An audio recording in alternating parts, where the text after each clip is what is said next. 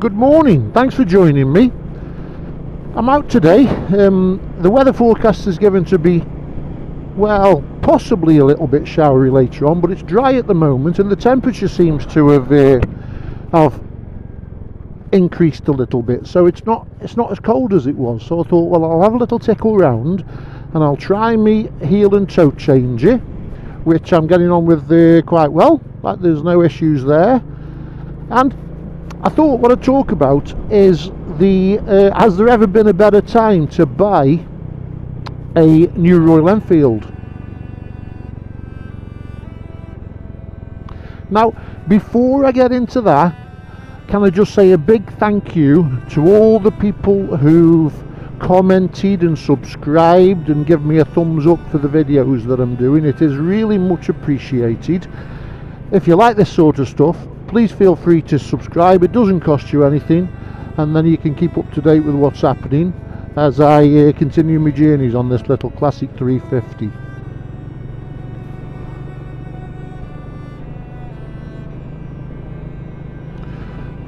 So when I bought this, it was early February, and I went into the dealership here in the UK, in the Midlands, and I thought, I like to think that because I've had lots of cars and lots of bikes and stuff, that I know how to negotiate a deal.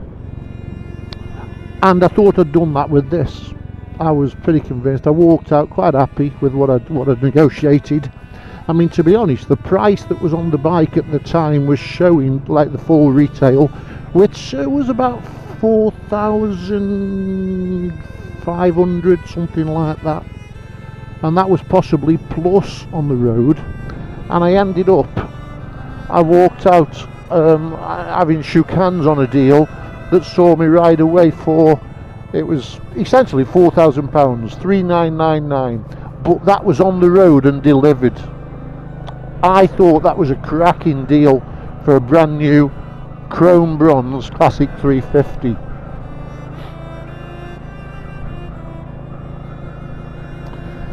Now, little did I know that it wasn't quite the deal that I thought it was, because little did I know that where I was a MotoGP dealer. It's funny how you find these things after the event, isn't it? But still, hey ho, that's life, c'est la vie.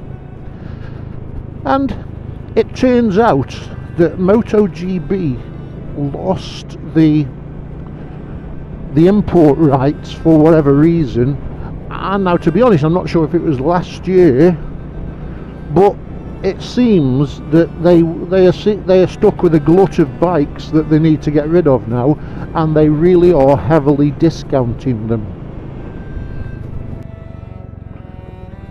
So it turns out that this little classic 350, you can now, the ticket price of it now is about around the 3,800 mark. 3,800 brand new. And I'm pretty sure that if you go in and said, well, 3,800, okay, I am interested, I'll tell you what, if you put it on the road for that and deliver it, I bet you they'd do it, because it seems that they need to get rid of these bikes. Now, I don't suppose this situation will last forever, because from what I understand, Royal Enfield have taken over the importing directly now. They're doing it themselves, and they won't be doing it. It's just that MotoGP at the moment, who've got a load of dealers, I think most of the dealers are in the north, correct me if I'm wrong, but these dealerships are just looking to offload them, I think. And what a cracking deal that is. You know, I was looking at used ones, and it started off because there was a fella, he was on YouTube, and he was bemoaning the fact, I might do another vlog about him actually, because it was quite interesting what he was saying. He was getting rid of his Meteor, and it was the base Meteor, you know, it wasn't the, is it Supernova, and it wasn't the one with the windscreen and stuff on it, it was the base one, a yellow one. and he wanted rid of it, and he was moaning that the dealer had only offered him, I think he'd offered him £2,250 at the time for it in part exchange. Now that bike new would have been just over 3, I reckon, and to be honest I didn't think that was a bad shout for a bike. For, you know, he'd had it a little while. Okay, he hadn't got on with it for various reasons, but I thought it was okay, given that you can buy a new one for just over £3,000 with full warranty and no miles on it, and he was moaning at 2,250 for it. You know, having used it for a bit, and I thought that was okay. But anyway, that dealer, I mean, what's he going to sell that for when he can buy a new one for 3,000? You know, he hasn't got that much to play with, has he? Unless he sort of give him an over allowance on his Meteor to get rid of the bike that he was selling him. Don't know. Now the knock-on effect of this, of course, is going to be sort of used prices. When it comes time to part exchange, when it comes time to get rid, we're going to have to take a hit. Now, if you keep it a few years, it's going to be negligible, isn't it? You know, it's always going to be worth, I don't know, a couple of grand, isn't it? 1,500 quid, £2,000 for the foreseeable future. But it's just, if you get it now and sell it tomorrow, you're probably going to take a bit of a hit on it.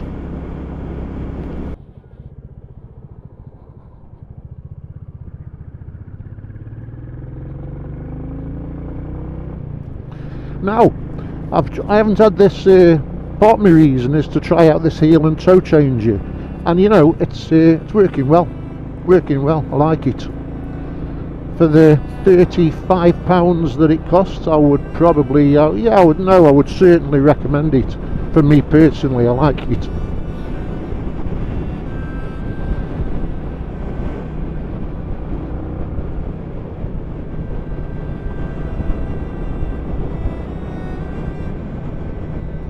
So that's my first thought. I don't think at the moment, so it's a bit like, it's coming up to Easter now, so a bit like hot cross buns, get them while you can, because I don't think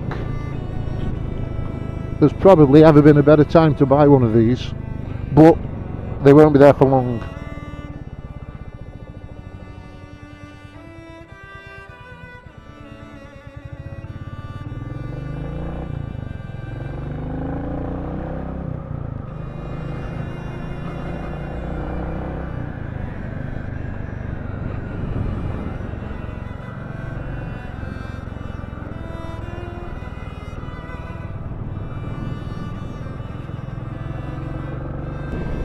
Now, in some of the comments and on some of the videos on YouTube that I've been watching, something's been popping up that I'm just a bit curious about. And what it is I guess the one way of putting it is, what's yours called? A few people, 2 or 3 anyway, have said you've got to give your bike a name. I thought, have I? Now, you know, we've had, just off the top of my head, we've had Clementine, Norman, you might recognise your bike in this list, although the list's ever diminishing in my head because I can't remember them. Elsie was one.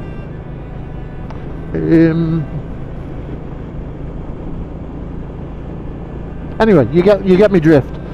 People seem to be giving the bikes a name. Do you do that? If you do, let me know the name. Send me a picture to my email address in the description, and I'll pop it up, pop a picture of your bike on. Now, it's something that I've never done. I've never, you know, I've had so many bikes that I've never become that attached to them to give them a name, to be honest with you.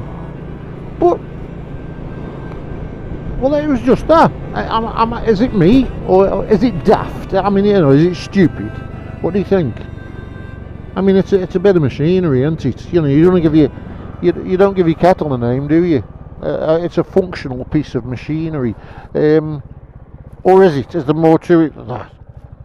And I know the answer to that. Of course, there's more to it than that. They get under your skin, don't they? Well, what do you think? What do you call yours? Shall we give him a name, or shall we just not bother? Is it pointless? Be interested to hear your thoughts. Let me know. Let me know in the comments below. Okay, so I hope you can hear me okay, because I've got this busy, horrible main road behind me, and I've just called in at this farm. Well, not really a farm, but I've passed this sign by the road. There's the busy road. There she goes. There's the busy road to my right. And I've seen this sign and never actually stopped. And it turns out, well, I'll show you, that, there we go. War of the Roses, Battle of Blore-Heath, 1459. The area was the site of the Lancastrian camp. Okay, so I know nothing of the War of the Roses. I know it was the Lancastrians and Yorkshire lot fighting it out, and that still holds to this day. You know, I don't think there's anything going on there. Of course there isn't, but you know, they always jokingly say, oh, the red rose and white rose and all that sort of stuff. But apparently, I'll have a look when I get home. Battle of Blore-Heath, 1459. Let's see what happened here. Part of our history, I guess. There's Julie, or George, or Catherine, William, or whatever I don't know, whatever I choose to call it, I guess. And here's this horrible road. Right.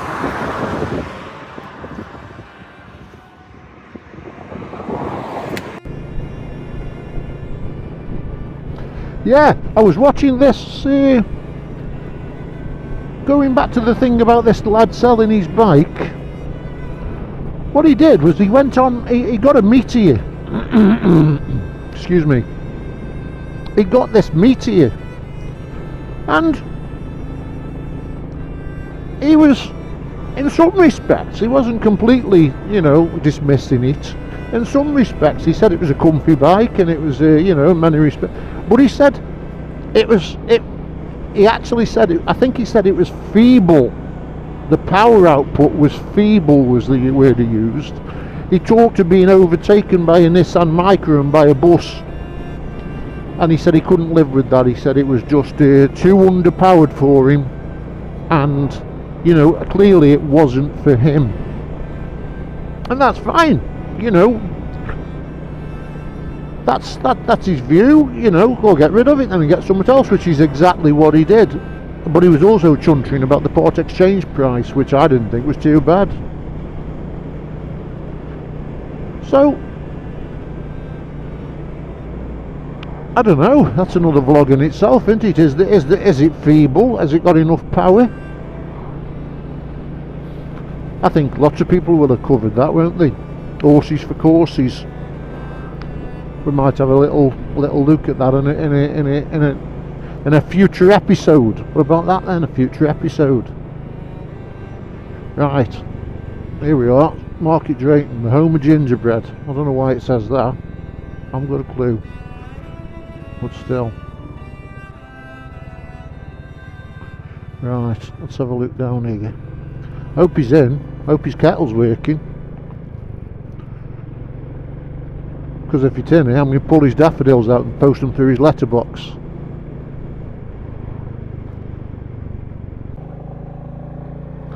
Well, that's brilliant, that is. I've just got down here. It's my own fault. I should have rang him, shouldn't I? He's not in. I don't know. These people, how dare they go out when I'm riding round and expecting a cup of tea? Not to worry. I'm not even sure if I can get out this way. What does that say? Unsuitable for HGVs. Well, I'm not HGV.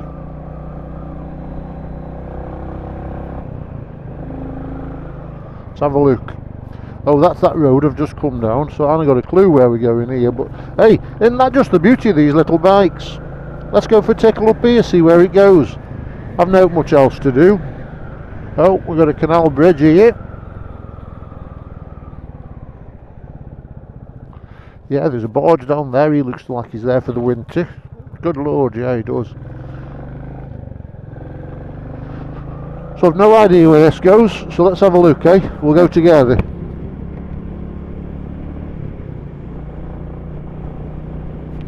Now then, what about Dave Meyers? Oh, isn't it sad, isn't it dreadful? Dreadful, dreadful news. What a smashing fella. Well, obviously I didn't know him. I saw him on television, but you just know, don't you, whether people are genuine or not. And how's his making go on without him now? Simon, is it? Norton in Hales. I don't know where that is, but still, let's go have a look. So, yeah, Dave Meyers sadly passed away. He did a lot for motorcycling, really, didn't he? He was an ambassador for motorcycling. The hairy bikers. He'll be sadly missed. Rest in peace, Dave.